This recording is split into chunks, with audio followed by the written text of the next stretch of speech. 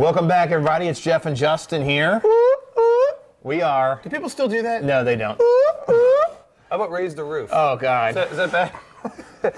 Oh, man. I'm every bit of 37. We are the Frustrated Rockstars, and we are back again live on MP4 with some talk and roll. Talking and rolling. We love talking about music. It's a music talk show for passionate music fans. And we're shooting it right now in prime time and not watching television and missing out on those great television theme songs. Oh, what a great segue. Hey, yeah. We do those segues, and, we're pretty good. Pretty good. Thanks, Larry Davis. So, yeah, let's talk a little about TV show themes, and I don't want to just regurgitate all the ones that people sing on radio morning shows. Hey, can you sing this all of the Brady Bunch song, or do you know all of the Facts of Life? No. Let's talk about like the musicians who made the music. Well, yeah, you think about it, there's been a lot. Some have actually charted. The Magnum PI, a lot of the Mike Post stuff. Mike Post. Would you call him the master? Yes, he's the godfather of TV theme songs. He did Magnum PI, Hill Street Blues. I think he did St. Elsewhere, too. All those, like, 80s, late 70s, early 80s dramas he did, and they were really good. I think Hill Street Blues is my favorite one. That's your favorite? That's your favorite? Yeah, I never watched the show, but I like the song. Interesting. But, side note, what about him going on to producing Van Halen 3 with Eddie Van Halen? He had the equipment. He probably had all that TV theme song money. He probably had nice equipment in his house. Well, Eddie had 5150. Right. No, I never understood how that collaboration happened. Mike Post, the guy who produced the Van Halen 3 album, and we all know how that went. Yeah. So I think me, you, and Eddie have a copy. I bet Alex Van Halen hasn't even heard it yet. Yeah. No, they never heard the final mix. What about Jan Hammer, Miami Vice? That was a big one. That was a huge one. It charted. Right? Yeah. I mean, it was on the charts. I think I know the album went platinum. The album's the biggest selling TV show soundtrack of all time. It had some great songs on it. Oh, yeah. It had You Belong in the City by Glenn Frey. Yeah. It had Tina Turner, You Better Be Good to Me? You Better Be Good to Me, yeah. Phil Collins in the Air Tonight. Right. There was a lot of great songs on that album. Oh, yeah. Oh, it had Grandmaster Flash and Melly Mel. Freeze, it's the police. Yeah, that's a good. I had that album. But yeah, I love the song too. Andrew Gold has to be mentioned for "Thank You for Being Golden a Friend." Girls. He also did. That was a huge song. His other song was "Lonely Boy." Of course, we'd be remiss if we didn't mention the Rembrandts. "I'll Be There for You" on Friends. Yeah, in the 90s. They made a career out of that song. Yeah. Well, did they? Yes. They just had the song. Yeah, but they were able to tour, as seen on Friends. Right. And they made millions. How about the MASH theme? I love Suicide is Painless. Yeah. That's the actual name of that song. Why are you copying my Oh, look, right there.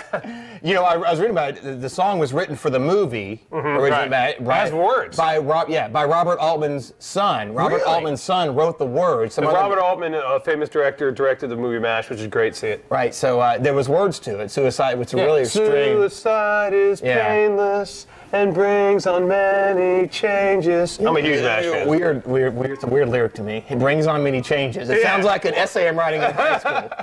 Well, yeah, it's supposed to be kind of almost like dark humor, black humor. Exactly. But that was a huge song. Yeah, and some guy, Jimmy Smith, did it in the 80s, early 80s. Did a reversion with the lyrics. With the lyrics. Yeah. But, it's amazing how sometimes it can be comforting.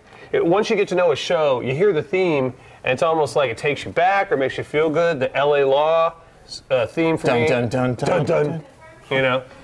St. Elsewhere had a great theme. Yeah. It just takes you back. I mean, it has the same effect that music has on us, Yeah. I mean, like, our CD songs, our music we listen to.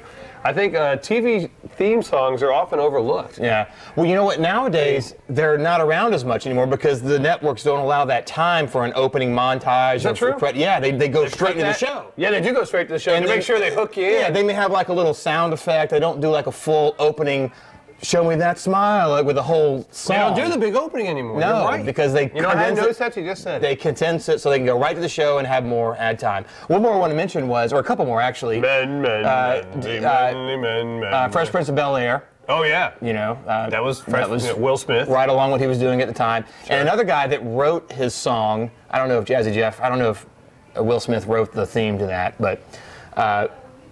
Paul Reiser composed the music for Mad About You. Mad About You. Yeah. He wrote that. He was part of that. Oh, there's so many to mention. We could mention the Dukes of Hazzard theme. Oh, Waylon Jennings. With Waylon Jennings. Yeah. I mean, that was huge. The theme from SWAT, which was a big show. That charted. That's on like the Billboard best of whatever year that is. Right. And that song was huge. Quincy Jones wrote the theme to Sanford and Son. Yeah. So I guess the thing is the music in TV shows is just as important as. I feel like it's underappreciated. Yeah, I feel like it's underappreciated. Well, people look at it as being kind of cheesy, and that's I think where, as music fans, we think, no, it's not cheesy. These are like a lot of them are legitimate songs. These are great songs. Those are great. So if you want to discuss some if more, you know any good ones that we missed, please let us know. You know how to reach us. Info at thefrustratedrockstars.com or leave comments on YouTube. Yeah, and while we're waiting for your emails, we'll just go in the noise. All right, so this is kind of a sad story. There's a guy at Def Jam Records. Need a hanky. Island Def Jam, or Island Def Jam. I thought we put the word Def. I thought we buried that. Rick Rubin buried that like 15 years ago. Anyway, so there was a guy, Shakir Stewart, committed suicide, and he's right here in Atlanta. We're in Atlanta, Marietta, Georgia. Sign it or drop it. Sign it meaning, did he really commit suicide, or drop it? You think there's some funny business? Well, anytime anybody in rap gets shot, right? I think there's malfeasance. I think there's something rotten in Denmark, which is maybe wrong or right. I don't know. If someone gets shot at the Source Awards, I don't think it's suicide. Right.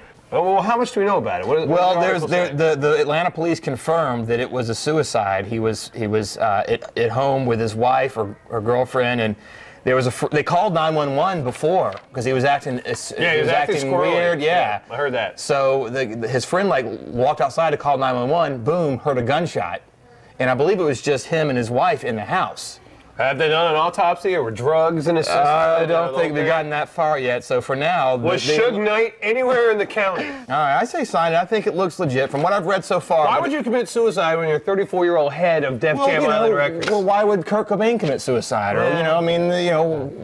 yeah. He had a Hennessy addiction. Yeah, I mean, even as much as I like some hip hop, but if I were running a rap record label, I'd be jumping for joy. Yeah, I'd love to go out to the clubs. I'd get up at 5 in the morning. We go out and sign clubs. Oh my God. Go to the clubs and sign guys. Me and Ashanti. Huh? What's her name? Ashanti. Yes. Me and Ashanti could hang out in the VIP room. Huh? At Dugan's.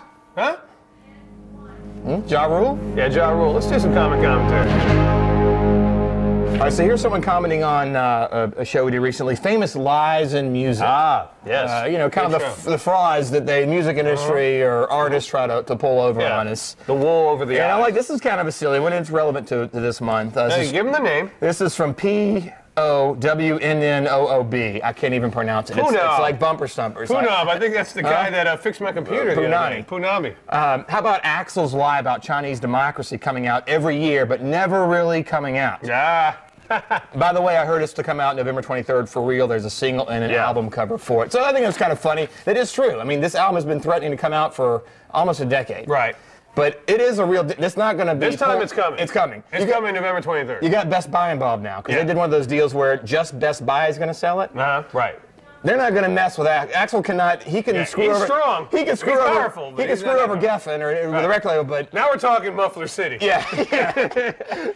I've heard the single, by the way. If you want to go listen to it, you can find it anywhere. I mean, go to YouTube. It's great. Yeah. I think I'm very excited about Chinese democracy. But that's a good point. I don't know if that's really a lie, though. No, he was being kind of tongue-in-cheek, and I thought it was funny because the album is coming out for real. But it has been teased more often than a guy on prom night. Yeah, it's just unbelievable.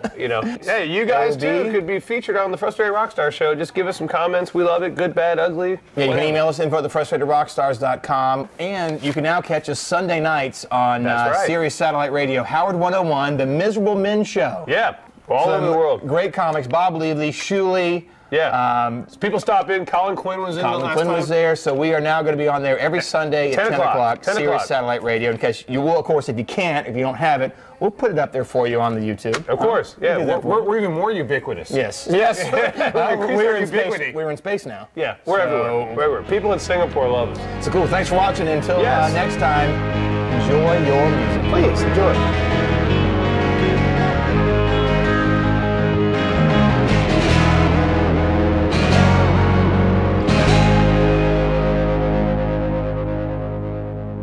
What do you want to do? Turn it up a little bit? Nobody can seem to get it right. Isn't it potty? Yeah.